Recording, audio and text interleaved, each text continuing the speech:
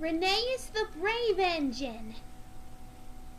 This is the story of Rheneas, a little engine who works high up in the mountains. Rheneas used to moan that he never had any important work to do, until he realized that all jobs on the railway are important. One morning, Rusty stopped to talk to Rheneas, who was sitting in a siding all on his own. "Hello, Rheneas," said Rusty. "No passengers?" Rheneas frowned. "I used to pull important trains," he said sadly. "Now I don't take passengers often. The fat controller said I deserved a rest, but that was a long time ago." Just then, Rusty's driver came along. "Time to go mend some tracks, Rusty," he said. "Goodbye, Rheneas. I hope you'll cheer up soon," said Rusty. Later that same morning, the fat controller came to the sheds. "I have a very important job for you today, Rheneas," he said. Rheneas was very surprised. "An important job!" he cried out. "Oh, thank you, sir." "I want you to take the children on a school trip into the mountains," the fat controller exclaimed. "I'll see you at the refreshment ladies' tea rooms afterwards." "Yes, sir," said Rheneas, but he was disappointed. When Rheneas arrived at the station, the children and their teacher were waiting on the platform. "A school trip to the mountains," he moaned to Rusty. "That's not important at all." "Yes, it is," said Rusty. "All the jobs on the railway are important." Rheneas didn't agree. He had seen all the sights many times before. He was worried that there was nothing exciting or important to show the children.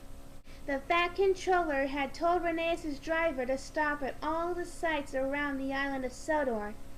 The first stop was the old bridge. "This bridge was built a very long time ago," his driver announced. "It carries engines and trucks across the valley and into the mountains." "Ooh!" said the children. But Rheneas had seen the bridge lots of times before. He didn't think it was exciting. "Next stop is the viaduct," said the driver. Driver put on the brakes and Rheneas stopped on the viaduct. "Look at the wonderful view," said the children together. "You can see all over Sodor," driver exclaimed. Rheneas was still unhappy. To him the trip didn't seem wonderful at all.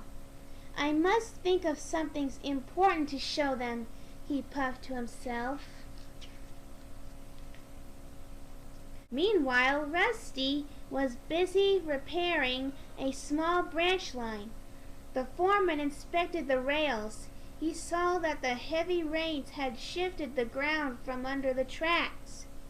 "This line must be closed until it is repaired," he said. "It is too damaged for regular runs." Rheneas was in a hurry as he reached the points. He had made so many stops. First the old bridge, then the viaduct, and then the lake.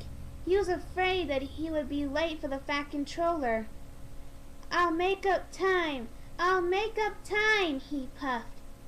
But the signalman had forgotten to switch the points. Suddenly, Rheneas found himself on the dangerous track.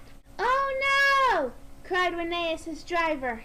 Rheneas rocketed straight past Rusty. He couldn't stop. Rheneas was out of control. "Keep your steam up!" cried Rusty, looking worried. "Hooray!" cheered the children as they bumped over the tracks. Rheneas puffed bravely up the hill. The ground was shaking beneath his wheels. "Courage! Courage! Courage!" he chuffed. Then he rattled down the other side. He was determined to deliver his passengers safely. The children squealed in delight as Rheneas steamed over a rickety bridge. But the teacher was so worried. She didn't like heights and shut her eyes. Rheneas was going faster and faster along the wobbly track. At last, Rheneas pulled into the platform. The fat controller was waiting to greet him. "That was the best school trip ever," the children told the fat controller.